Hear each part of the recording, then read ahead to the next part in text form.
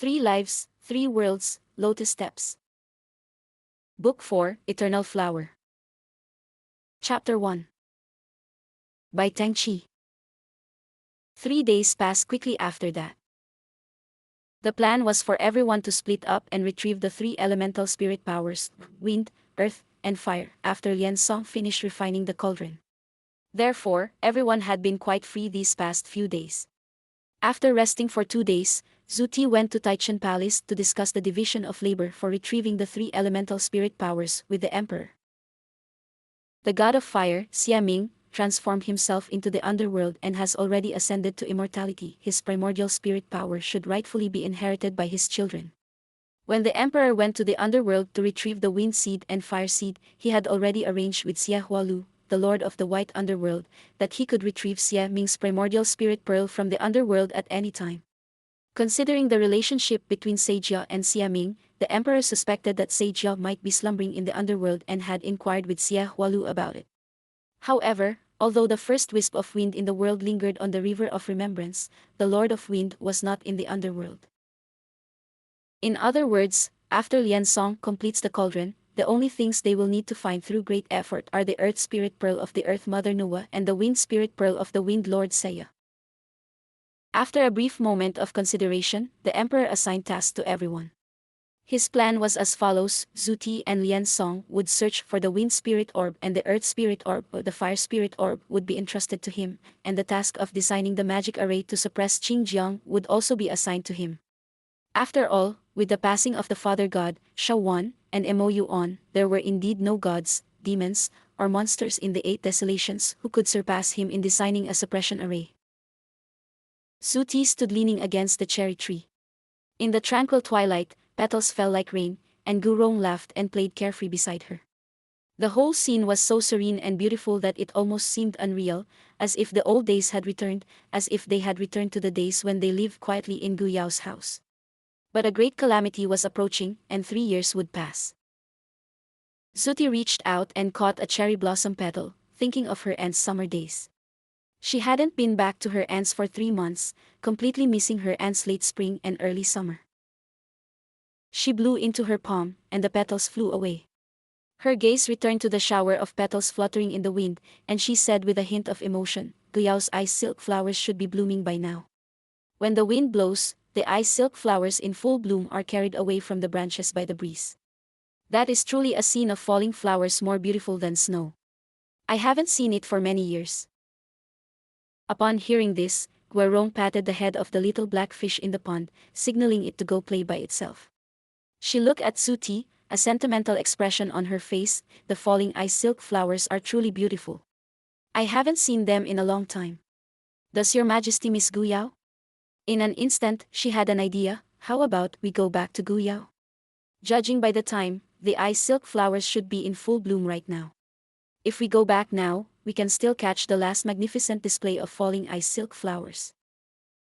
The more she talked, the more feasible it seemed. They keep saying that the third prince is finishing up the work on that cauldron, but he's been working on it for several days now, and he's still not done.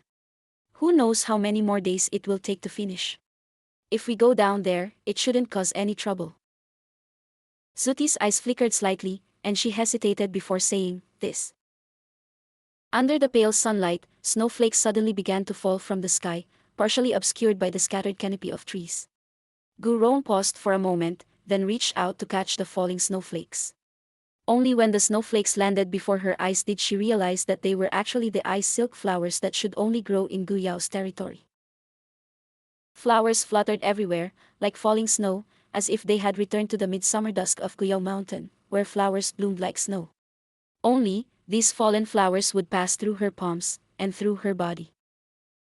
Guerong was both shocked and stunned. "This is an illusion." She looked at Zhu Ti in surprise. "Your Majesty, is this an illusion you created? It's exactly the same, so beautiful." Gu Rong was naturally a bit delicate and liked these fragile and exquisite things. She was also next chapter very lively. After asking Zhu Ti this question, she didn't wait for her answer and immediately went to play with the illusion of the ice silk flower. Zhu Ti glanced at the white jade pavilion a few steps away and noticed that the previously tightly closed first-floor window was slightly ajar. Behind that half-open window, a white figure seemed to be standing. Zuti lowered her head discreetly, a smile playing on her lips. Gu Rong was wrong, she hadn't created this shower of flowers. She turned around, her fingers flicking lightly, and in an instant, she conjured a transparent spatial sphere. The sphere caught several petals of the ice silk flower, preserving them intact within it. She did this with her back to the white jade pavilion, so her concealed actions went unseen. That night, Suti couldn't sleep. Inside the Shi'i palace, she lay fully clothed on the jade bed. A spatial sphere shrouded in ice silk petals was tossed up by her, reaching the top of the canopy, falling, and being caught by her. This repeated for half an hour. In that half hour, all the scenes of her time with Lin Chon and Sung over the past 3 months flashed through her mind, carried away by the ripples of the waves, and many emotions that she had not paid much attention to during those 3 months became clear to her, like white shells exposed on the beach after the tide receded. I see. So that's how it is. She took a deep breath, sat up abruptly, and made her decision. At the same time, a rainbow appeared in the sky. Its seven-colored light shone through the open doors and windows, faint yet enough to catch the attention of an insomnia. Zuti slightly widened her eyes and approached the window. The rainbow arched in the night sky, surrounded by stars, like a colorful bridge. So, even the youngest son isn't asleep yet. She stood there for a while, then, holding the spatial sphere, stepped out of Shi Palace. When she arrived in the courtyard, she hesitated for a moment, then changed direction and headed towards the imperial kitchen first. In the alchemy room of the West Garden, the three-legged round cauldron, engraved with previous chapter next chapter auspicious patterns representing the 5 elements of wind, fire, water, earth, and light, lost its spiritual fire, revealing its solemn true form. With the birth of this rare divine artifact, a rainbow of good fortune appeared in the night. The third prince deliberately chose the late hour for the artifacts and few noticed the rainbow, saving him considerable trouble. At midnight, when the yin energy was at its peak, the third prince placed the newly completed cauldron into the spirit gathering pool. 12 hours later, after it had fully gathered its energy, it was taken out of the pool, and the task was complete. After placing the cauldron, the third prince climbed alone to the roof of the white jade tower. He sat on the eaves for a while, then took out his flute, put it to his lips, and casually played 2 tunes. The West Garden was like a maze, and Zuti felt it was no easy feat to reach the jade tower. She raised the lantern a little and saw the towering jade tower, half hidden by the flowers and trees planted in front of it, like a beautiful woman revealing her shadow in the night, a sight well worth seeing. The best views are from the rooftop. On the rooftop, Kosuburo, dressed in flowing white robes, sat with his knees bent, his eyes lowered as he played the flute. This was the first time she had ever seen him play the flute. A gentle night breeze blew by, lifting a corner of his robe, while the flute music lingered on his lips. The scene was truly elegant and romantic, leaving her breathless. After being cured of the vine demon's poison and regaining her senses, Suti tried to sort out her relationship with Lin Chon and Sung Chuyu. She didn't just start thinking about this tonight. Tianbu told her that the poison she had been given was a love poison, a poison that amplified inner desires. When she awoke that morning, she clearly remembered the absurd dream she had while in a stupor due to the poison. It must have been because of the love poison. She was extremely shocked at the time, because she had never known she could perceive desire. She remembered that in her 16th reincarnation, someone had used a similar poison on her, but she hadn't felt anything special then. Why, then, did she feel anything special towards Lian Song now? When this obvious difference was laid bare before her, forcing her to confront it, she thought for a long time and finally Xiao Sanlang was special to her. From the moment she met him, she grew close to him, trusting and relying on him completely. In her entire life, including her 16 lifetimes as a mortal, she had never felt this way towards anyone. This alone was enough to demonstrate how different he was to her. When she became the little goddess of light, it was from him that she learned what possessiveness was. She would subconsciously feel unhappy because he might prefer little Suti and not want her adult self to return. She would silently complain about his teasing and inappropriate closeness. But she was never truly angry with him. All her subtle, now seemingly unbelievable emotions arose because of him. She wouldn't feel this way with anyone else. She had noticed this strangeness before, and at the time she always explained it by the fact that the two of them had made a vow to bite the bone. But now she thought that the vow to bite the bone was just a spell. A spell can only deter the two parties who made the vow from breaking their promise and betraying each other. How can it control a person's heart and feelings? She treated him specially from the beginning, especially after being poisoned, and when her desires intensified, she would even take the initiative to touch him. Why was that? Of course it's because at that point, she had touched upon a corner of the correct answer, though it was still somewhat vague and uncertain. But just as she was about to overcome her inner hesitation and further confirm the answer, Lian Song's attitude made her uneasy, forcing her to stop.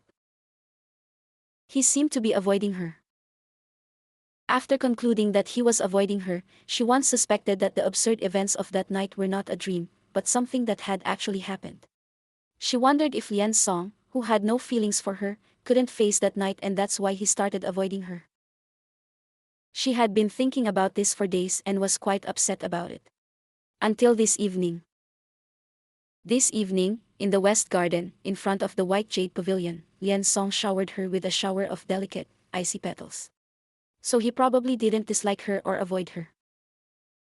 She went to the mortal world to cultivate herself, learning about all kinds of emotions, but she had never personally experienced love between a man and a woman, so she didn't think she should understand this kind of feeling.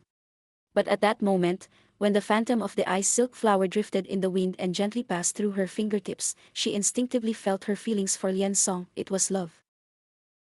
She touched upon that complete answer with unparalleled authenticity. But then she remembered that she was a god with no future. So even though she knew Lian Song was standing behind the window of the alchemy room watching her, she didn't go to him. But I was also very unwilling to accept it. Has she already given up on this feeling so soon after realizing it? How can I accept this? After returning to Shea Palace, she thought for a long time about her past with Lian Song and her future. She had never tried to defy fate. But in her precognitive dream, seeing that 3 years later next chapter wouldn't die as a sacrifice, but rather be killed by Qingjiang, she wanted, for the first time in her life, to try and change her destiny. She didn't know if she would succeed. She hadn't thought about it much before. Even if she couldn't succeed, even if her death was meaningless, it was fate. She had resisted, and if she couldn't, she accepted it. But now, she didn't want to accept another unsuccessful ending. She hoped she could survive no matter what. If she could survive, she could. On another note, aren't she and Xiao Sanlang a good match?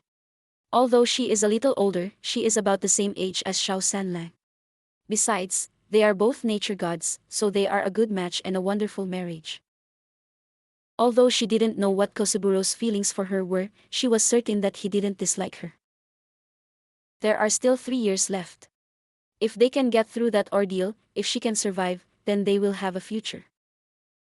So could we find an excuse to make Xiao Sanlang wait a while, and not go looking for any other fairies or taking a concubine for the next 3 years? Is this a solution? She pondered for a long time in the Shi Palace and felt that this seemed feasible. Having made up her mind, she didn't want to delay any longer, so she rushed here overnight. In front of Bayou Tower, Suti stood for a while. When the song was about to end, Lian Song looked down at her, and she flew up to the roof.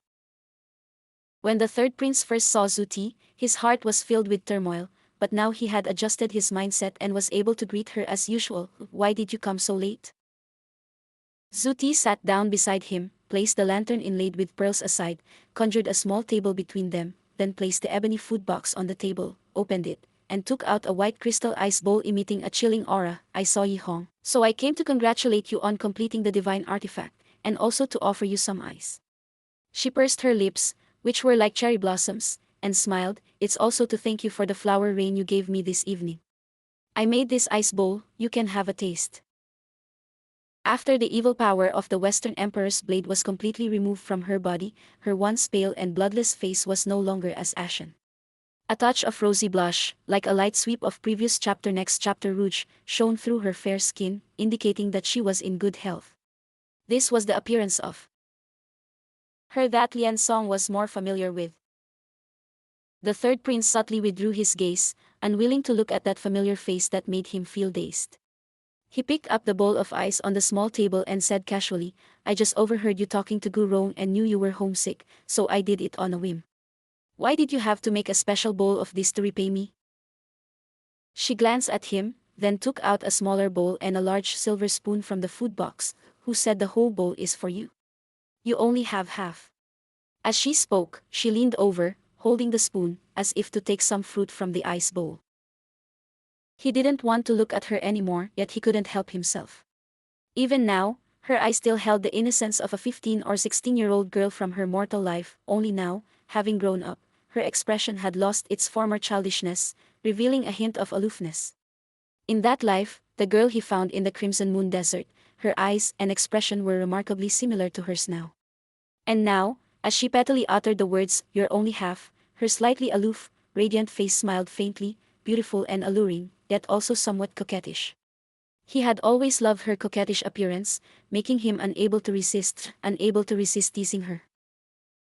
As she reached for the silver spoon, he pulled back the hand holding the ice bowl. The ice bowl was transferred from his right hand to his left, and his left hand moved back, so now she had to climb on top of him to reach the ice bowl. She widened her eyes slightly, put down her spoon, and looked at him. Little Sanlang, don't you think you're being a bit childish? He laughed. Such a small ice bowl, and you only give me half, aren't you childish? You're not only childish, you're also stingy. She had forgotten the past and refused to accept it, which angered him. When tormented by his inner demons, he would even hate her and not want to see her. But it wasn't that he truly didn't want to see her. When she showed such a vivid expression, unconsciously approaching him, even her scolding carried an unspeakable intimacy. How could he resist? All his resentment could only be buried deep in his heart.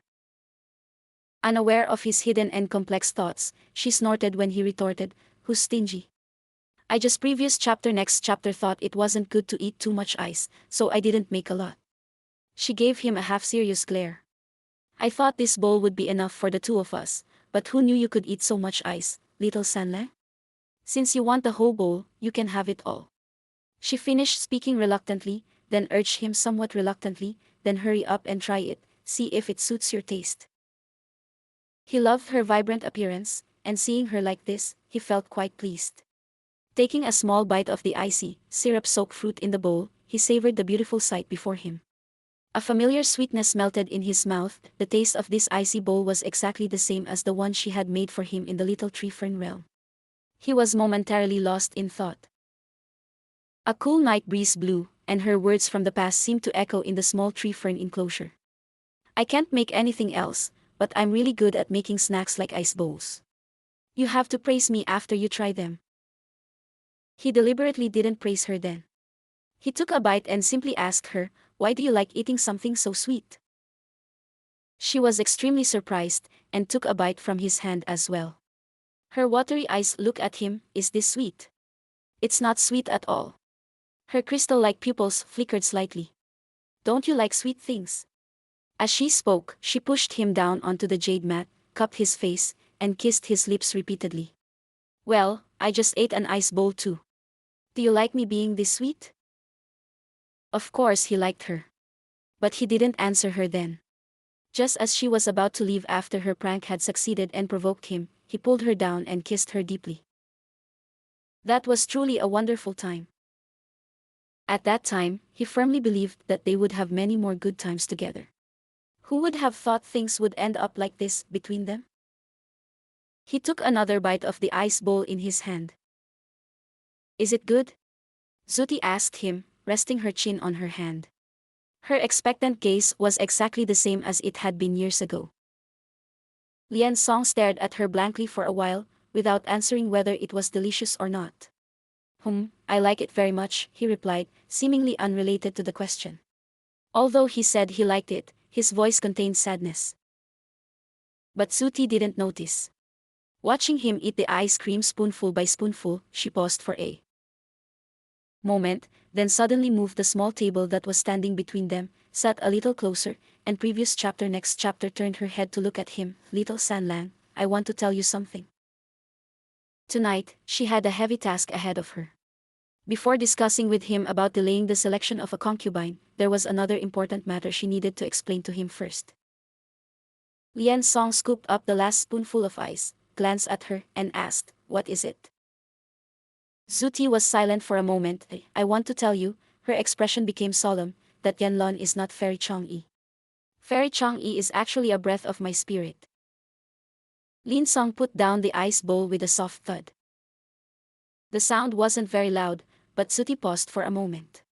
She lowered her eyes, deliberately avoiding his gaze, and quickly recounted everything Inlin had told her during the day, then told him what she had seen in the demon ceiling tower. "I'm telling you these things because I think you should know, and Chang'e probably doesn't want you to continue mistaking Yanlon for her." Her voice slowed. "What I'm going to talk about next is about Chang'e's feelings. She left behind some obsessions, one of which was that she wanted you to know that in the nine heavens, the person she loved wasn't the second Prince Sangji, but actually you. It was because she knew you were inherently heartless. You allowed the goddesses to approach you out of a desire for conquest, but you vehemently disliked them developing feelings for you.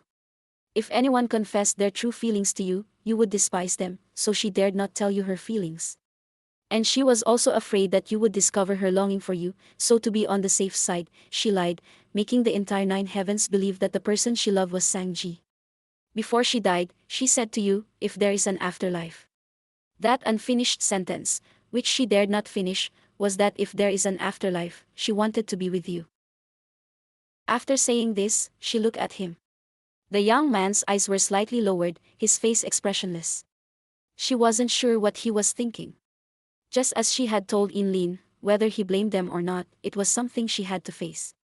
She softly called him, "Little Sanlang," and asked, "What are you thinking about?" Beside the jade pavilion stood a very tall magnolia tree, its blossoms a riot of color. A night breeze blew, and a few petals drifted down. Lian Song looked up, caught a petal, and said, "I'm thinking, she really does understand me. She's right. If I knew she liked me, we couldn't be friends anymore."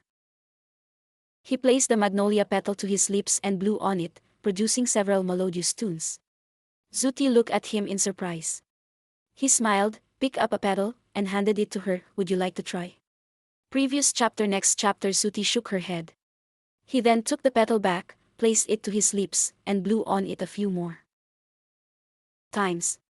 Then he stopped, twirling the petal, and suddenly said out of the blue, "I was born in a peaceful era, and was spoiled as a child, getting whatever I wanted. Too much of that makes one a spoiled brat.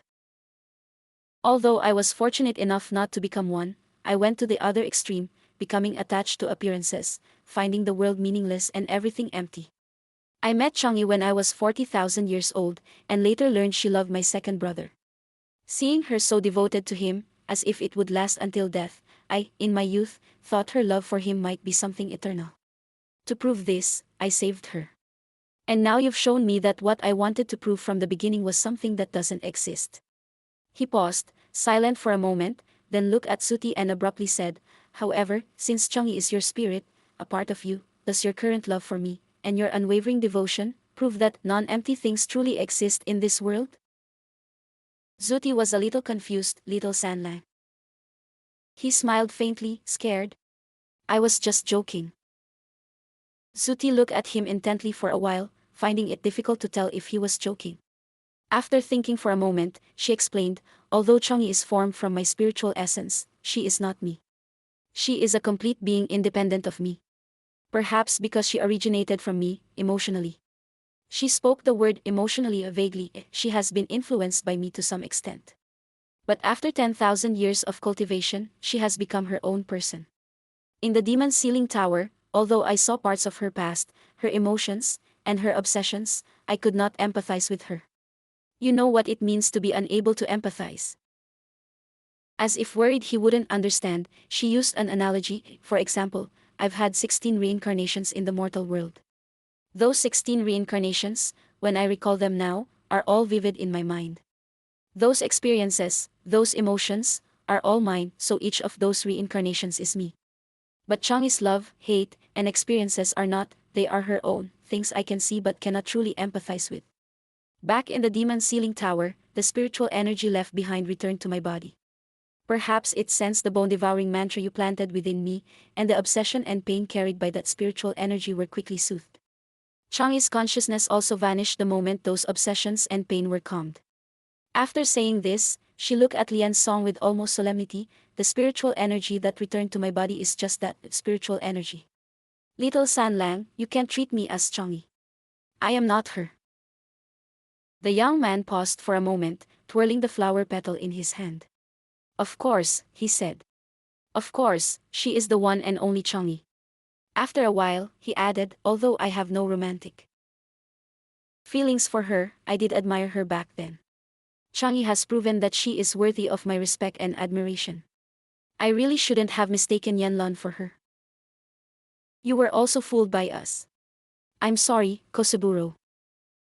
The young man crumpled the flower petals in his hand and suddenly asked her, you said that in each of your 16 reincarnations in the mortal world you were the same person, right? Suti paused for a moment. She pointed to the ice bowl he had placed aside. Look, how to make ice bowls is a skill I learned in my 10th life. In that life, I ran a winery. He nodded, as if he were just casually asking her, can you carry over any new skills you learn in each life to the next? She casually replied, no, because in my next reincarnation, I will no longer have the memories of my previous life, but the emotions I have learned will be carried over to the next life, because they are engraved in my soul and cannot be forgotten. He was silent for a moment, his expression blank. Can't you really forget? Why not use magic to separate them from your soul and forget them? It sounded as if Lian Song was discussing some magical techniques with her. Zuti followed his train of thought and realized that it really was possible. She agreed, logically, it should work, but that would. She frowned slightly, it would probably hurt a lot. The young man blurted out, if it hurts so much, then why? But he stopped halfway through his sentence, rubbed his temples, and said, never mind. The young man's reaction was rather strange, and she couldn't help but wonder, what did you mean by why? It's nothing, the young man said, picking up another petal and playing with it between his fingers. I just wondered why no one has developed a technique to strip away emotions without causing pain. Because the young man's expression was so nonchalant, Suti believed him and, after thinking for a moment, replied, because no one has such a need. He smiled and said, that's true, and then said nothing more. Seeing that the young man was no longer saying anything, Suti coughed lightly and looked at previous chapter. Next chapter. Him, Little Sanlang, I have a question I want to ask you. The young man toyed with the flower petals, glanced at her, and asked, what's the problem? She rested her chin on her hand, pretending to be nonchalant and just asking casually, I'm just a little curious, why do you hate it when other people develop feelings for you? Lian Song paused for a moment, then realized Zuti Ai's question. He raised an eyebrow slightly, it's not that I hate them. It's just that I don't like them, so I don't want to deal with them. This answer was unexpected by Suti, and she frowned in confusion. You don't like them? But you clearly let them into the UNG palace. Hearing her words, Lian Song propped his chin on his hand, looking at her leisurely. You think they joined UNG palace because they like me? You're wrong. To them, I'm more like prey, and this is a hunting game. But their patience is usually very short, so after 3 to 5 months, Tianbu will send them away. As for why I allowed them to enter UNG palace. He raised the corners of his lips slightly, with a hint of cynicism, or perhaps self-deprecation, because sometimes I feel lonely and bored. Although they come with a desire to conquer, aiming to tame this prodigal son, none of that matters. I don't care. They are all excellent and competent playmates. We should be considered mutually beneficial? Suti blinked and thought for a moment, so you just want a playmate to keep you company when you're bored. You don't really know how to like someone. Her summary made him fall silent for a moment. Doesn't she know how to like someone? No, I know it all too well. He thought to himself with a slight sneer, but didn't deny her summary, only saying ambiguously, I'm very busy these days. Don't you know that UNG Palace hasn't welcomed a new person for many years? Zuti thought to herself, I haven't seen any beauties coming and going in other gods' palaces. You went astray in the past. Now that UNG Palace no longer welcomes new people so often, isn't that the right thing to do? But then she thought, sigh, he was just being ignorant in the past. Oh well. Thinking, oh well, she felt a little worried. She pursed her lips slightly and asked, "You're busy now because the Great War is imminent. If the war ends in 3 years and this calamity is over, little third brother, will you feel lonely and bored again, and go back to those girls to get what you want?" 1, 2, 3. She had already counted to 10 in her mind, but she still hadn't received a reply. Previous chapter, next chapter from Lian Song. She couldn't help but look up at him, only to find that he was lost in thought. "Little San Lang," she called softly. He then noticed her gaze, his eyes focusing on her face. "Not some, but one," he corrected. When she looked at him with a puzzled expression, he smiled faintly. "This time I want to find someone I like, and then never let her leave again." "You want to take a concubine?" He neither confirmed nor denied it. "I'm getting old enough to do that." Her cherry-like lips parted several times. Then you mustn't marry me for the next 3 years." "Why?" he asked her. "Because," she composed herself, searching her suddenly blank mind for the excuse she had carefully considered beforehand, "because a great calamity is imminent, and time is of the essence. We need to prepare for it properly, don't we?" He looked at her and suddenly chuckled. "You always seem to have the world on your mind." This sounds like a joke. But he was right in his joke. She did indeed always have the 8 desolations on her mind. It was her destiny, a responsibility she could not and would not abandon, even if she had a choice. Even if she realized that she had fallen in love with someone, she dared not and could not place that person before her destiny and responsibilities. The only way is to bear this fate and responsibility without complaint while striving to find a chance to survive. If she survives, she wants to be with the person she loves and have the happiness that ordinary mortals can have, the kind of happiness she had wondered about in her 16 lifetimes. Zuti looked up at the young man who was only a foot or so away from her. She suddenly leaned over and touched his temple. So close, the faint scent of his white agarwood wafted into her nose, making her heart pound and her heart race. Her hand trembled slightly, but her trembling fingers lingered on his hair for a moment. Then she pulled away, and in an instant, a green leaf appeared in her hand, which she presented to him. Unable to get close, yet wanting to, perhaps this is liking, or even love. He used to tease her like this often. Back then, she never thought about liking or loving, she just thought it was Kosuburo's usual way of interacting with women, and she didn't take it seriously. Of course, now she wouldn't take his past teasing seriously either. She simply put herself in his shoes and felt that it was a convenient way to get close to someone without them taking it seriously. So she learned from him and did the same to him. He was a good teacher, and she would be a good student. Lian Song didn't even look at the green leaves in her hand. He was completely stunned. You had a leaf on your head, I took it off for you," she replied. She was so open and honest, and her eyes were so innocent. He wanted to doubt her, but he couldn't doubt that she had ulterior motives for doing this. She pouted her red lips slightly and gently blew on the green leaf in her palm. The leaf immediately turned into green specks of light that danced around them. "Little San Lang, isn't it beautiful?" Her black hair cascaded down her back as she tilted her head to look at him, her eyebrows curving slightly, "as sweet as a dream." "Yes," he nodded, "it's beautiful." But he wasn't referring to the spot of light. He was truly powerless against her. He thought. Even though she couldn't accept her past feelings, even though she couldn't love him again, he was still the only one who had made a vow of eternal love to her. There was no barrier between them, she trusted him so much, and liked him, though not the kind of liking he desired, but it seemed she liked him enough. Wasn't this all right? She placed her hand in his palm, and only removed it after a while. A leaf appeared in his palm as well. She bent her legs, rested her head on her knees, just like the little girl she once was in the mortal world, and smiled at him with pursed lips. "Little San Lang, you blow it too." He took the leaf, but instead of blowing it away like she did, turning it into points of light, he used it to play a tune. He hoped her musical knowledge was as poor as it was in the mortal world, so she wouldn't be able to tell that he was playing a love ballad.